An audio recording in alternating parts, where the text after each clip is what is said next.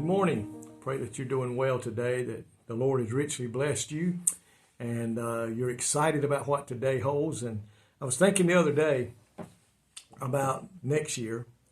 You know, people make all kind of promises and what we're going to do, and most of them don't last. But I was thinking about one, how to start my day.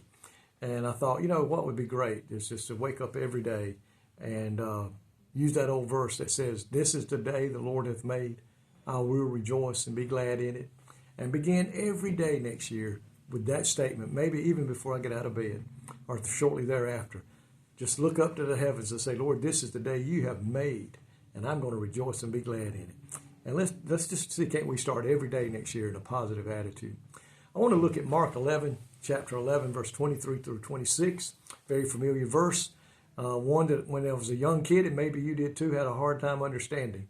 "For verily I say unto you, that whosoever shall say unto this mountain, Be thou removed, and be thou cast into the sea, and shall not doubt in his heart, but shall believe that those things which he saith shall come to pass, he shall have whatsoever he saith.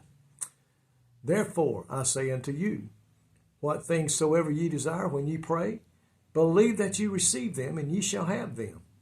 Father, and when ye stand praying, forgive, if ye have aught against any, that your Father also which is in heaven may forgive you your trespasses. But be ye not forgiven, but if you do not forgive, neither will your Father which is in heaven forgive your trespasses."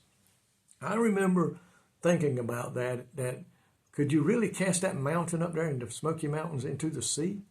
Or just it says, whatever you have desire of, just ask for anything and get it.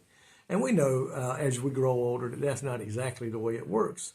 But we do know one thing, and it doesn't take long to realize that there are difficulties and there are going to be obstacles in our life that we must face. Regardless of being a child of God does not free us from these things. Jesus himself said that we would have troubles. But the hope that is in Jesus is because he overcame the world. And God will answer our prayers, but not as a result of our positive mental attitude. Just because I think and know that God's able to do anything doesn't mean he's going to fulfill that request. God will answer our prayers, but there must be two things right in our life to have the faith that can move things out of our life and out of our way. The first is we cannot doubt.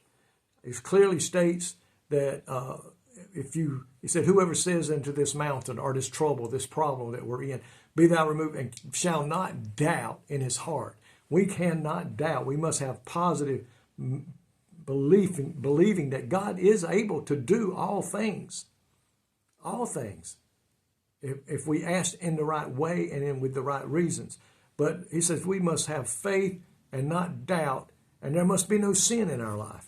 If we have aught against somebody, we need to go forgive or ask for forgiveness. We need to go do that before we pray. Sin can't be in our life. Sin blocks our prayers with God and blocks the answers that he would love to send us, but he can't do it when there is doubt or sin in our life. So verse 24 says that when we desire, what we desire when we pray, believe that ye receive them, ye shall have them. Think about that. You shall have them. The Bible says if you ask anything in my name, in the name of Jesus Christ, and believe, you shall receive. So there's a lot of things, there's several things that must be at play, so to speak, in our life. Must be no sin. We must believe. And not only that, we have to be a believer. We must be a child of God. We can't have living any way we choose and expect God to answer our prayers. We must not hold a grudge. We must not pray with a selfish motive. And our request must be good for the kingdom of God. Are we requesting something that is for our own self-satisfaction? Or are we asking for something that will bless and help build up the kingdom of God? And we must do that.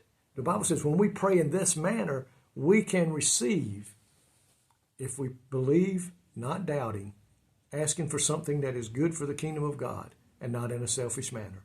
When we do that, my friends, we can expect to have our prayers answered according to God's word.